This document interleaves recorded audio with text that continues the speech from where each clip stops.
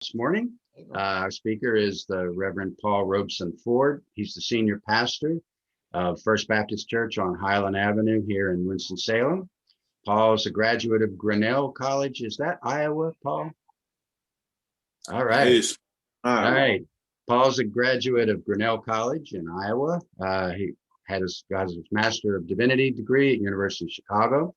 And he's a PhD candidate at the University of Chicago, too, which is a lot of rigor because the University of Chicago PhD program is one of the best in the country. And I'm sure it's a very demanding, along with his full schedule as a pastor and a community activist. Speaking of his being a community activist, there's a whole host of things we could say about that, from the Ministers' Conference to Black Lives Matter to many other, and some of you may have encountered him or had the privilege to be with Paul in some of those community activities. But he's most proud, I think, or very proud of being a founding board member and the chairman of Action for Equity. And that's a grassroots organization here in our county advocating for educational equity. Before coming to First Baptist, you came in 2017, Paul?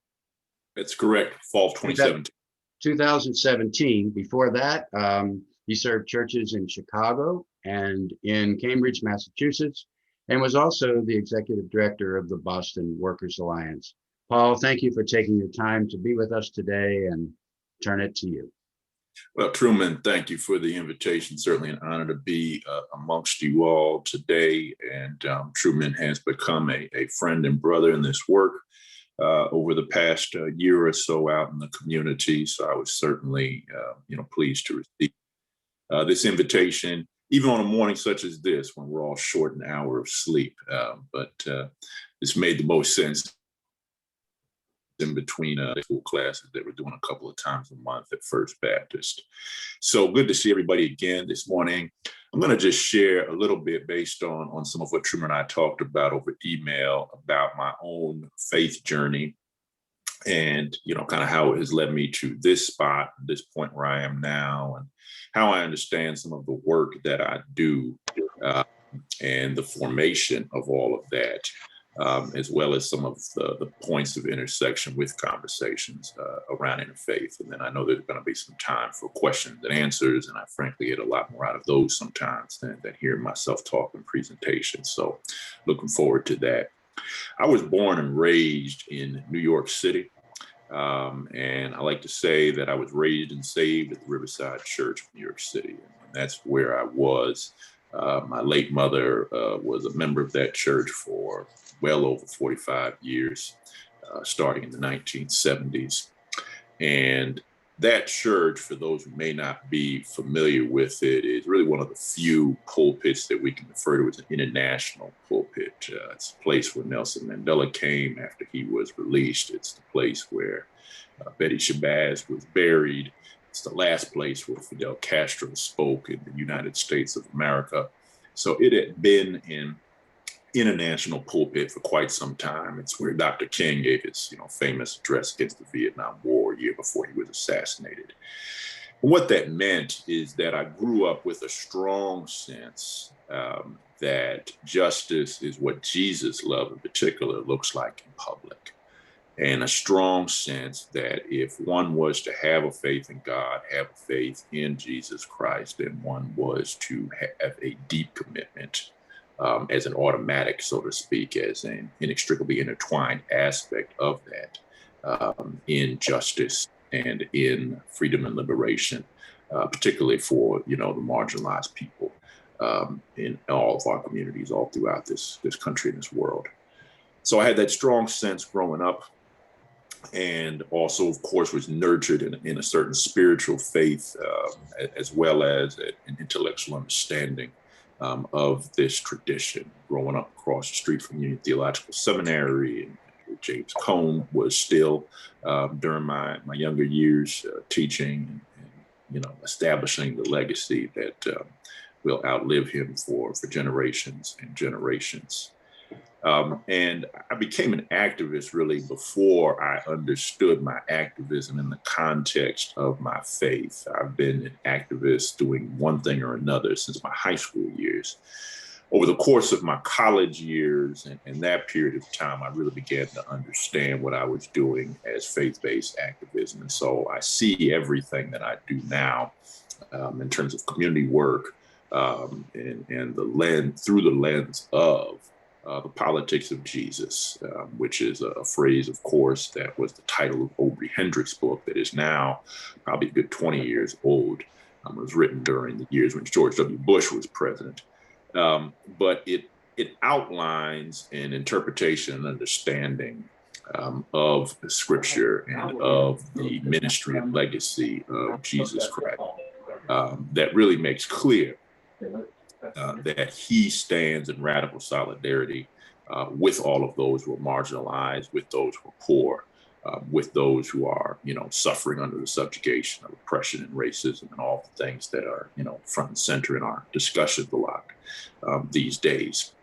And so the politics of Jesus is the reason why I do what I do. It is featured prominently in all of my preaching and speaking, throughout and well beyond. And in addition to that, it really frames my understanding as we tackle right now this idol of white Christian nationalism that was, put on such sharp display in recent years, and of course on January 6th, and that day that will live in infamy. There's a real battle right now in my mind for the soul of Christianity. There's a real battle for its credibility because it has been undermined by the idol of white Christian nationalism that Trump and them, invited out into the public realm in a way that we've just not seen for some time, though it's always been there, of course.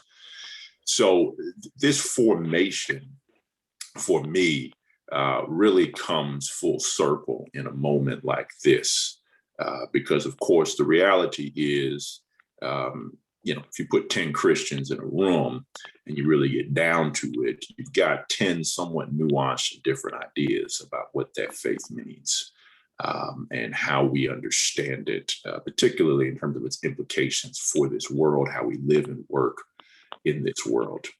But that's the center for me. That's the core for me. And so I have always understood my calling to ministry, the general calling to ministry, as having three fronts on which it must be fulfilled. And that is the institutional church, the community, and the academy. And, if you kind of go back to the profile that Truman shared with you, you will see all three of those there. And the academic one is the one that I'm still kind of tightening up relative to wrapping up this dissertation that I've been carrying for some time. But everywhere I have gone in service to the institutional church, Chicago and Cambridge, Massachusetts, now down here, of course, born and raised in New York City in the church, I have understood that part of my purpose there was to help the church to redeem itself from its worst impulses and really live into its best moments. Live into the moments when it is most faithful to the politics of Jesus and is a refuge for all who are cast out elsewhere. That's no small challenge. It's no easy hill to climb because, of course, churches and all of our religious institutions are full of the same people on the street. They just come inside to those institutions, and many traditions we dress a little better, and you hope that you dress a little better on the inside too. So this is a constant journey. Community-wise, I am always going to be engaged wherever I go, really based on the leading of the Holy Spirit as I understand it and where the needs are. Much of my work in the earlier part of my ministry has been, and still in some ways is, focused on criminal justice reform. I have done a lot of work in prison ministry. I have done ministry in prisons in probably 4 or 5 different states over the years at every level, from federal to state to county, jails and facilities. working mostly with men, but also at times with women. And that is the work that is reflected in my PhD dissertation, both the criminal justice reform side of it, as well as some of the insights from actually, working directly inside. And a lot of that, is inspired and really is anchored by the politics of Jesus and an understanding that we ought to remember those in prison as though we were bound with them. And that is one of the groups, that is dubbed by Jesus as the least of these, and our interaction with them and our solidarity with them, radical divine solidarity, is what will determine our own salvation as it is lived out both in this world and the world to come. So that has been a center of much of my work. In more recent years, I became more engaged in issues of housing justice activism, as well as some worker justice activism, and was pulled into the Fight for 15 at different points between Cambridge and here. Always been a strong supporter of the Black Lives Matter movement, and was at work in my latter years trying to build some bridges between that movement and some of my fellow pastors and colleagues who were disconnected from it for various reasons. And of course, down here, as Truman has mentioned, in these 3.5 years or so that I have been down here in Winston, my work is focused on educational equity. And I tell people very transparently, this is not work that I had a ton of experience in. And that being said, my late mother was a public school teacher in New York City for over 35 years, very proud, taught in many different neighborhoods, many different schools, and really saw this educational work as her ministry. She was actually training at one point to work in the church and received a master's in religious education back when those degrees existed from Eden Theological Seminary in Webster Groves, Missouri, way back in the early 1960s before she came to New York City in the mid-60s and never left. So I certainly had the deepest respect and admiration and real sense of just loyalty to the cause of public school teachers and public education. But when I came here, it became abundantly clear to me very quickly that there was a need for more engagement, more involvement around the cause of educational equity. I was first pulled into the campaign for a new Ashley School, the Action for Ashley campaign. And my work with that group of people who had, been advocating around for greater attention to be paid to Ashley, not just in terms of the building of a new school, but environmental issues that were going on, longstanding issues of neglect as compared to schools on the other side of town, morphed into this work of the organization that I now chair on the board, which is Action for Equity, recognizing that the issues and challenges we were dealing with relative to the Ashley School were really just a microcosm of a much wider set of issues that were going to be much more long-term than any single campaign to get a new school built or to have environmental issues dealt with inside that school, whatever the case might be. And so I bring that lens, the politics of Jesus. I bring that background, that understanding of my faith and how I play that in the world to the work of educational equity. I have written and presented on the subject of equity as a divine imperative, and looking at the issue of equity from a theological vantage point. I had the privilege of having that work published in the Journal of Christian Ethics and elsewhere. And so this is a tied together sort of thing for me.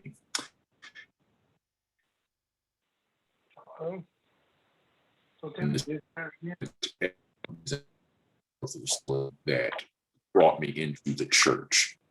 And then on that third front, of course, there is academic piece and teaching, which I greatly enjoy, but also, of course, is another means, another way of reaching those who are reaching, and the community as we move forward together.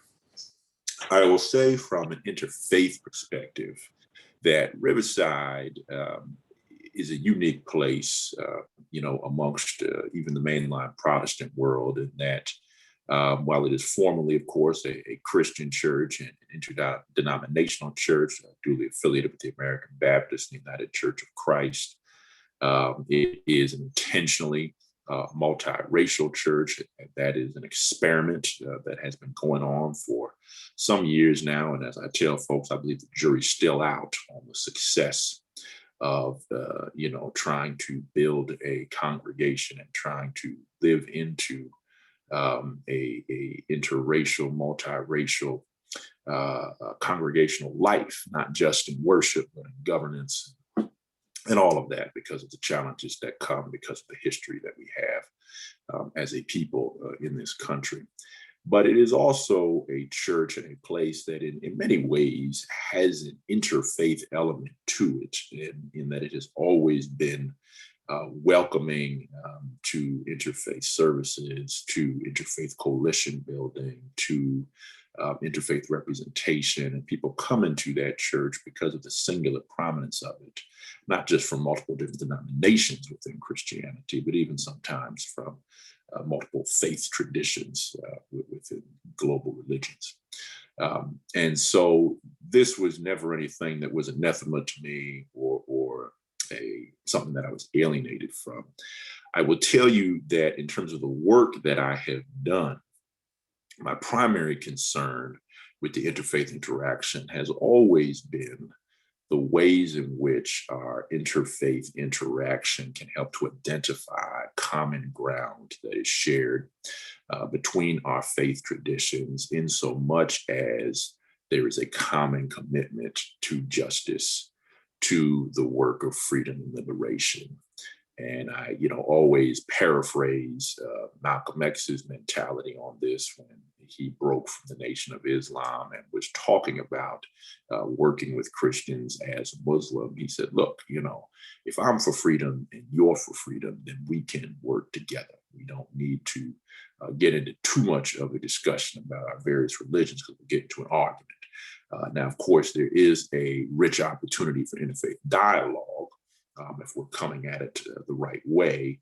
And I think that it is certainly a fascination from kind of an academic perspective in terms of studying the different religions of the world. But from a practical perspective, which is at the end of the day, the thing that I'm most concerned about, it is an opportunity to really examine each other's faiths for the ways in which we find this common ground that calls us to the work of justice, that calls us to solidarity with the marginalized communities in our nation and in our world, and calls us to a set of common practices that can help to build coalition in doing that work. And so that has been the lens through which, the way in which I look at kind of the worth and the purpose of this interfaith dialogue and interfaith interaction. It is a very different conversation in different contexts. As I shared with people that, we often think of it in terms of the Jewish, Muslim, Christian dialogue, or perhaps the Abrahamic phase and the Eastern traditions of the world in dialogue, or even these days, conversations between people of faith and people who claim, quote unquote, no faith. But depending on the context you're in, it's going to be a more particular conversation. So doing the work in prisons that I was doing, particularly during my days in Chicago, when I was working in prisons, both in Illinois, as well as up in Wisconsin, because of the fact that our prisons are disproportionately populated by Black people, what you found there was more of a interfaith collection of traditions that tend to come more specifically out of the Black experience.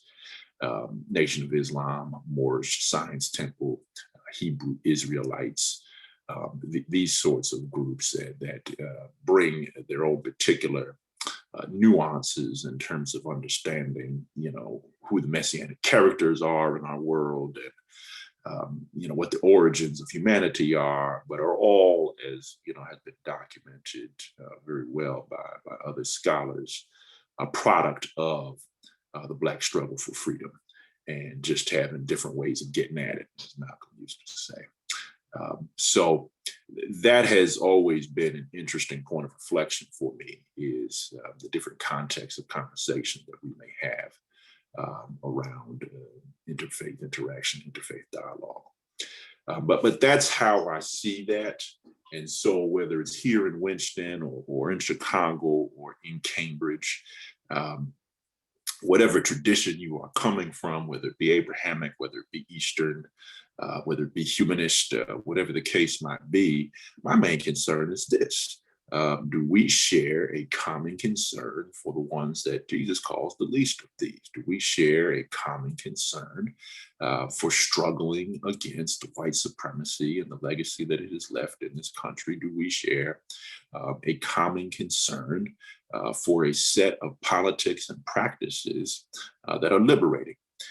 Albert Cleage, who was a United Church of Christ Black clergyman in the 1940s, 50s, and 60s, who really was practicing and doing Black theology before James Cone ever wrote about it in the late 1960s. And Cone learned a great deal from his ministry, made the statement in later years that nothing is more sacred than the liberation of Black people. And I always say that that's, in course, we must understand it as a proxy for all marginalized people throughout the community, throughout the world. And so the question is, do you share that? Whichever vantage point you come from as to what makes something sacred and how we define the word sacred and whether or not Jesus is Messiah or prophet or whatever the case might be, do you share the commitment that nothing is more sacred than the liberation of marginalized people in this world? And if the answer is yes, then you and I can work together and work together on, whatever the cause may be, from educational equity to criminal justice reform to worker justice. And so that's what's central for me.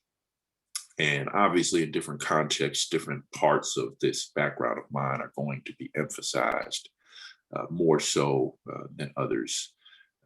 And there is always the challenge of, as I say, the church remixing the gospel for the different audiences to whom you are speaking, acknowledging that the Apostle Paul spoke differently to the Hellenists in a different language than he did to the Jews when he was trying to evangelize the faith.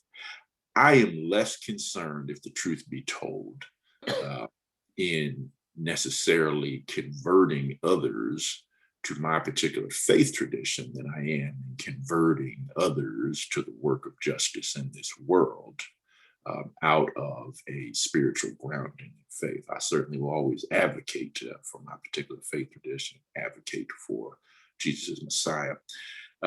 But I do think that we have been disserved over the years, particularly if liberation, freedom, and justice is our central concern in terms of the practice of our faith. We've been disserved with a preoccupation with trying to convert everyone to our particular faith. And of course, a lot of damage has been done by numerous faith traditions around the world in the name of missiology and in the name of evangelizing.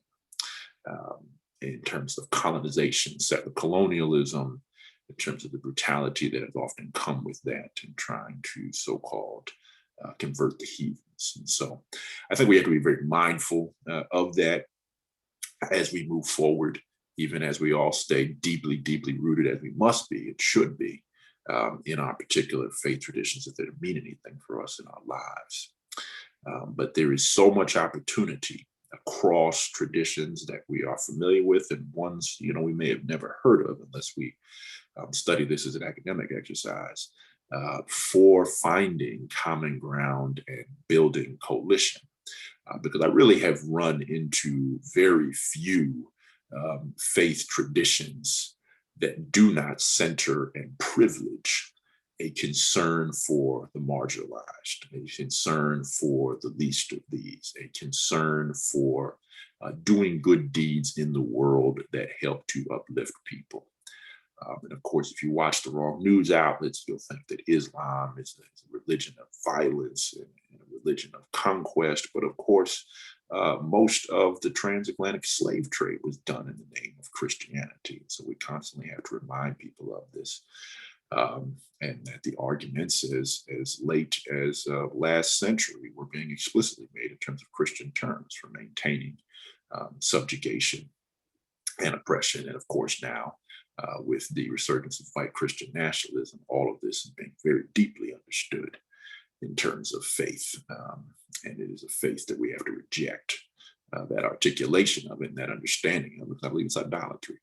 So, I say all of that to give you a sense of kind of where I come from and how I think about how I move in the world and why, and what the opportunities are for the fruit of this dialogue to produce the fruit of action that liberates people in this world. We have come a mighty long way, of course, in that regard, but we have much, much further to go. And so, there's no time to waste, and no time for foolishness, as some would say, in terms of getting distracted by other aspects of this conversation that, again, I just think take us on a tangent that leads to nowhere good.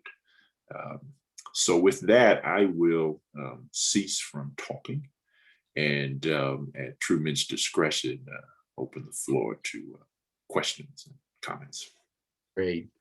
Thank you, Paul. I'm sure that some of you aren't showing your screen, and that's fine. So if you're not showing your screen, you'll need to unmute yourself. And because I won't be able to see you, to call on you, and I'm going to call on folk. But just you can either raise your hand in the chat, but I think it's easier if you just speak out. But I'm going to call on you. I can see a number of people on the screen.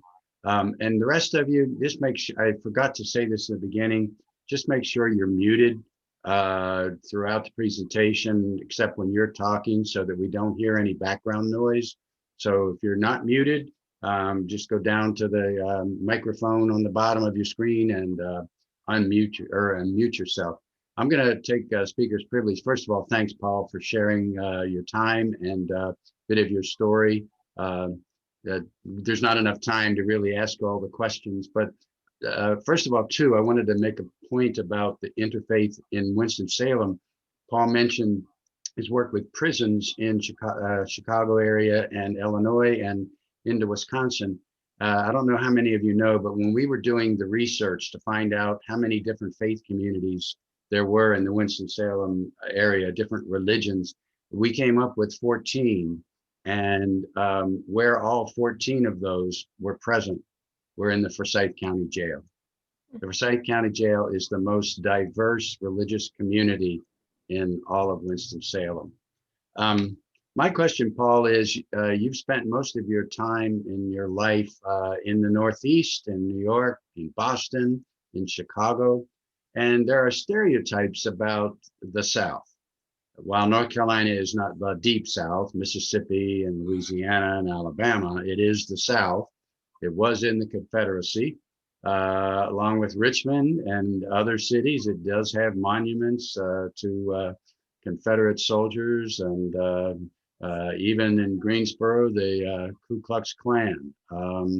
So my question is, the stereotype of Christianity or religion in the North as opposed to the Bible Belt, and as well as matters of race, where the South is considered to be much more racist. Could you share a bit about your experience of that, having moved now to North Carolina for the last 3 years? Well, yeah, no, I mean, it's a great question. Certainly could talk about that at length for some time. Just a few brief reflections that I would share. We know that stereotypes are based on numerous examples of truth, but also, of course, tend to exclude the exceptions, even sometimes the great stack of exceptions to those truths. And I think it is certainly the case that there is a difference in the way that the racism and this legacy plays out. There is a deep layer of racism in the North, and certainly a particular type that one encounters in an area such as New England, that prides itself, of course, on its abolitionist history going back to the days of slavery, but always has dealt with a deep kind of polite and sometimes just beneath the surface commitment to prejudice along racial lines that it has really had to confront and deal with. And so, this was very clear to me from 6 years that I spent in Cambridge, Massachusetts, and also for a lot of that time I was living in Providence, Rhode Island as well. So this is real everywhere you go, certainly very real in the North, certainly in Chicago, one of the most deeply segregated cities in the country. I spent all of my 9 years there living on the South Side, which is where the Black community lives for the most part. And as I would recount to folks, could go right up on the near North Side, just take my wife to dinner or lunch and have white people look at me like I was a foreign invader. So what are you doing up here in this restaurant? Well, I'm having lunch, having dinner with you all. And so there is this dynamic that exists everywhere. That being said, it was only in coming down to Winston-Salem that I found myself standing on the street corner with Reverend Dr. Carlton Eversley, fighting to remove the Confederate monument from downtown. That was propped up there until the last year and a half or two. And so the symbols and signs of this legacy are, of course, distinct from region to region of the country. But the legacy permeates the subconscious and in some places the consciousness throughout this country, because there's no part of America that was untouched by the white supremacist mind. And it is certainly the case that in the South, some things were more explicit in that regard. But it's also true that it was no less pernicious in the North. And one of the things that I, said directly at one of those rallies against that Confederate monument there on 4th Street was that, while almost all of us come from a town with a Martin Luther King Jr. Boulevard, because any town with 10 Black people probably has one. I came from a city with a Malcolm X Boulevard, and there's not too many that can say that. And I use that example to point out the difference in the mentality. Malcolm was not very active in the South, and Dr. King was only a bit more active in the North in his latter years. And some of that was because there was a real understanding that the way that racism played out was just very different in these two regions.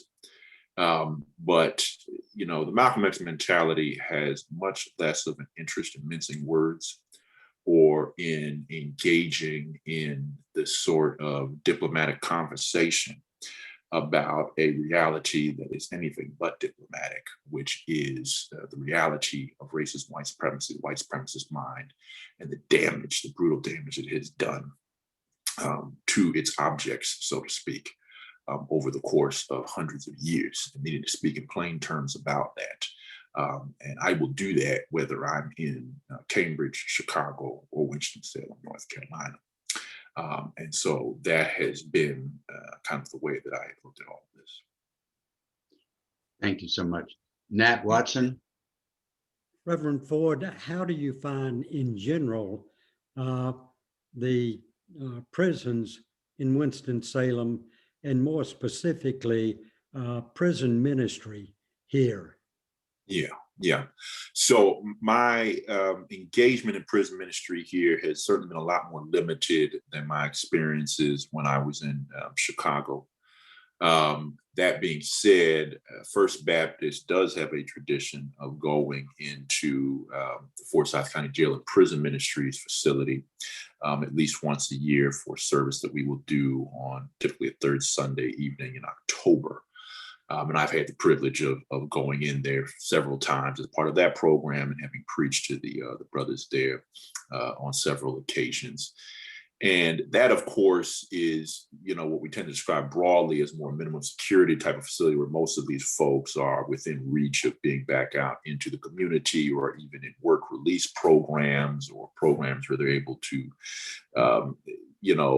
leave during the day to work or to connect with the community and then come back at the night in the evening. whatever the case might be. And so what I have found is that the issues that many guys are dealing with are the same wherever you go, because there's really three sets of challenges that people are going to encounter as they look towards making their way back into community. It's the need for employment, the need for housing, and the need for community support. And if you don't have at least two, really 2.5 to all three of those, the rate of recidivism is just going to be very high. This is a statistical fact as well as certainly an anecdotal one. And so that's a commonality that I found in talking with brothers, who are behind the wall, so to speak, here in Winston-Salem, as I did in Chicago, or in some of the ministry that I did, prison ministry I did in Massachusetts. I think beyond that, the context really just influences the connections, in the sense that, I, being a big city boy, refer to Winston-Salem as a big country town, and that's what it is to me.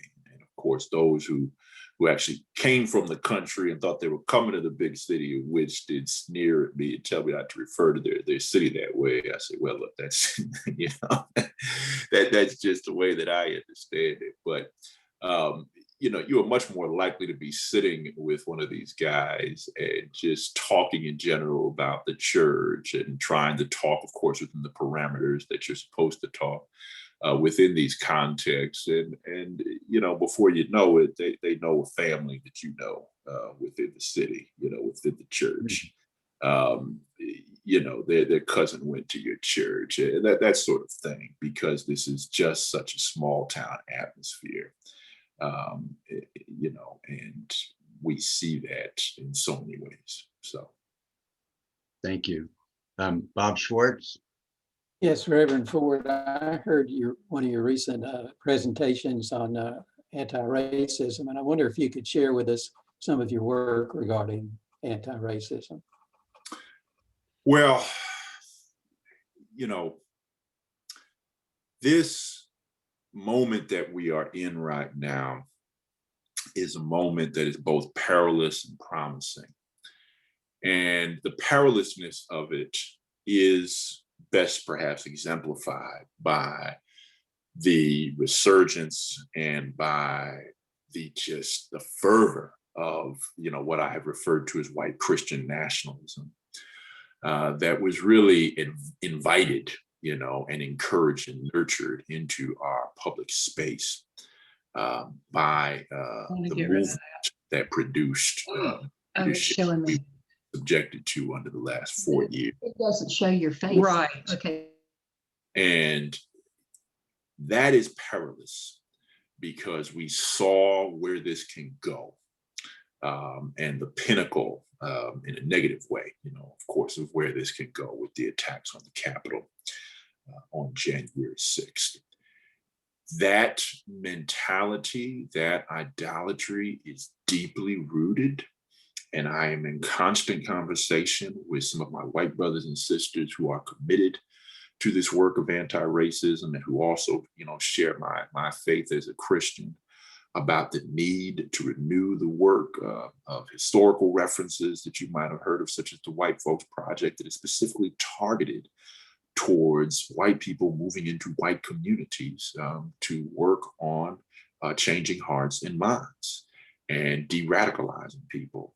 And I really am of the belief that we need to look at some of these communities where white Christian nationalism is just running around and is really burning like a wildfire as mission sites to do this work of deeply embedding into communities and building the types of relationships that can hopefully and prayerfully eventually have the influence to prevail over people.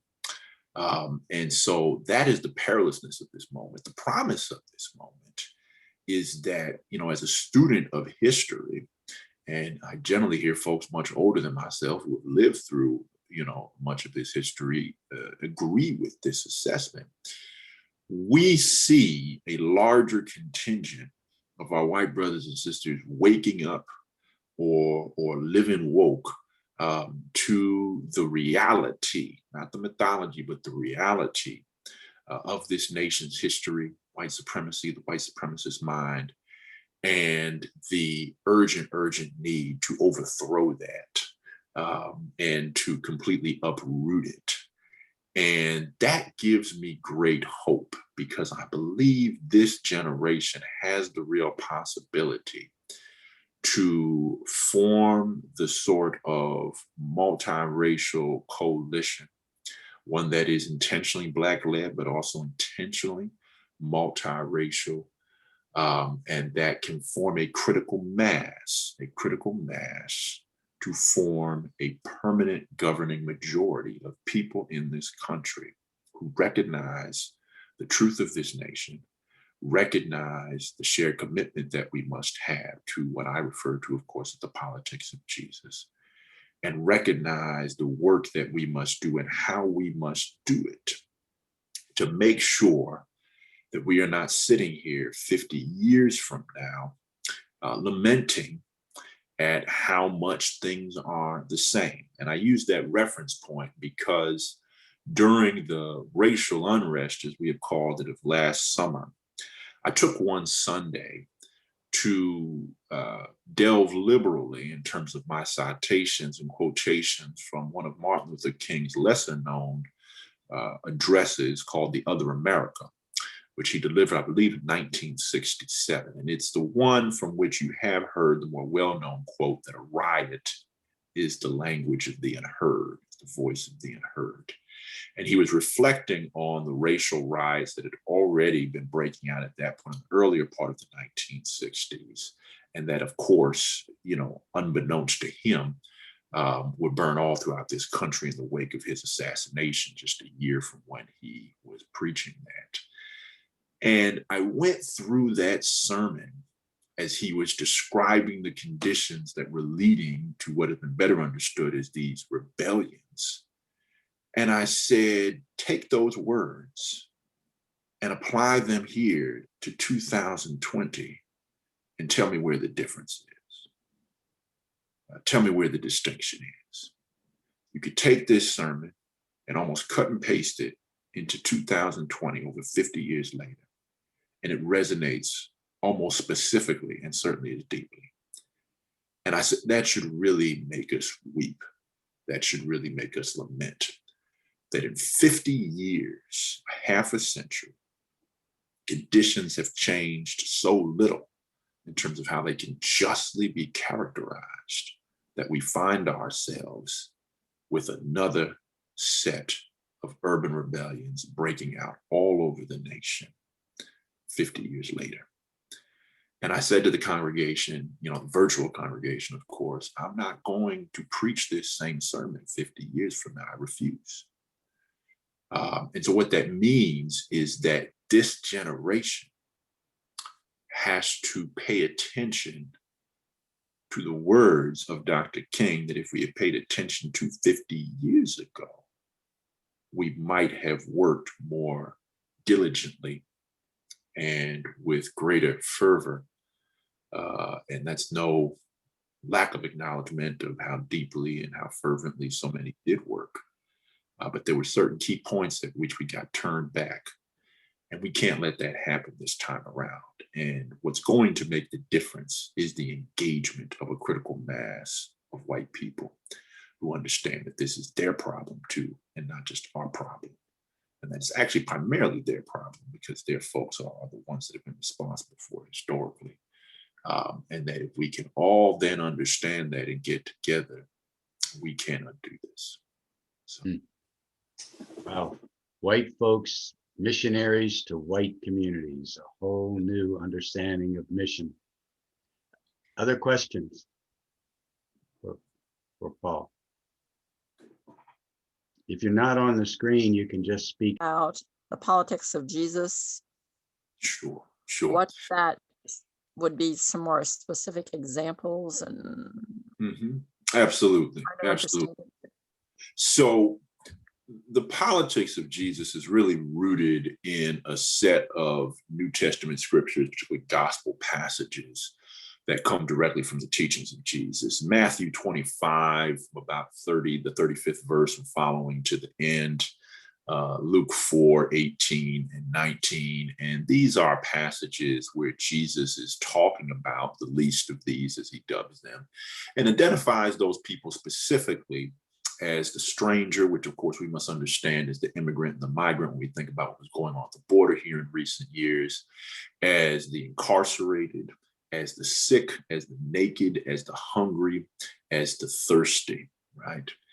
And then, of course, we connect that to the long-standing Old Testament tradition that he also gestured to of the special concern that we must have for the widows and the orphans. And so I will talk in particular terms about those who have been widowed and orphaned by conditions in society in this day and age, because we always have to be very intentional about taking these examples that we are given in Scripture that are contextual to the times in which they were being uplifted before the audience to whom these various biblical writers were speaking, but that also are meant to have some meaning that transcends time and resonates with time. So, of course, whatever time you may be in, the widows and the orphans was a very particular concern in Old Testament times, because we were almost 2,000 years from any notion of a social safety net. Patriarchy was deep, and literally the survival of women and children was entirely dependent upon their connection to an association with a man and the power and protection that brought.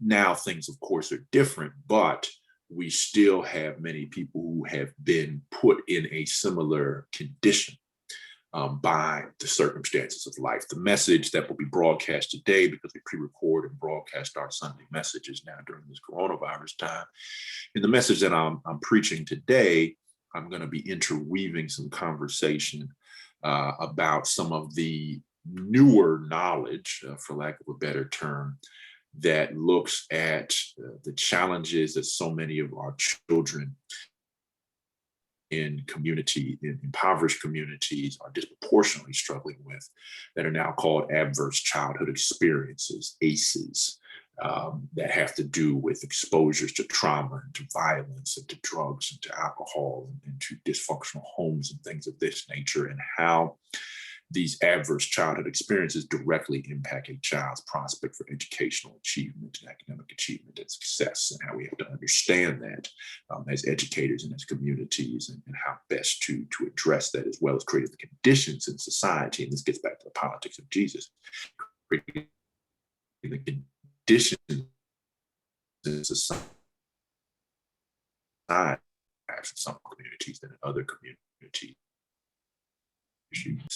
Is about those specific communities. Luke 4:18 and 19 talks about coming to bring good news to the oppressed, release to the captives, recovery of sight to the blind, to declare the year of the Lord's favor, with a specific reference to Jubilee and the Jubilee tradition from the Old Testament that dictated that every 50 years there was a forgiveness of all debts. People were returned to land that they had been removed from, that slaves or servants were able to go back to their families. Every 50 years there was a reset, and it was a justice and equity minded reset, right? And so the Jubilee tradition for many years has been gestured towards and been uplifted as one model and means of restoring some sense of equity and restoring some sense of a leveled out playing field to our communities. And so the politics of Jesus embraces all of that, and then looks to translate it on the ground into our specific situations. You know, I talk about, in connection to the politics of Jesus, how Jesus stood in divine solidarity, because in that passage from Matthew, he says, look, just as you've done it to the least of these, my brothers, so you have done it unto me. So essentially saying, I stand in them and with them in their plight as poor, in their plight as sick or thirsty or hungry, in their plight as the stranger at the gates, in their plight as an incarcerated person. I stand with them. And so if you mistreat them, you might as well be mistreating me. So that calls us as well to eliminate the empathy gap, which is really at the root of racialized mass incarceration in this country, and to lean into a divine sense, a radicalized sense of total solidarity with those who find themselves on the short end of the stick in our society. So I hope that answers that question, Karen. I don't know if it does, but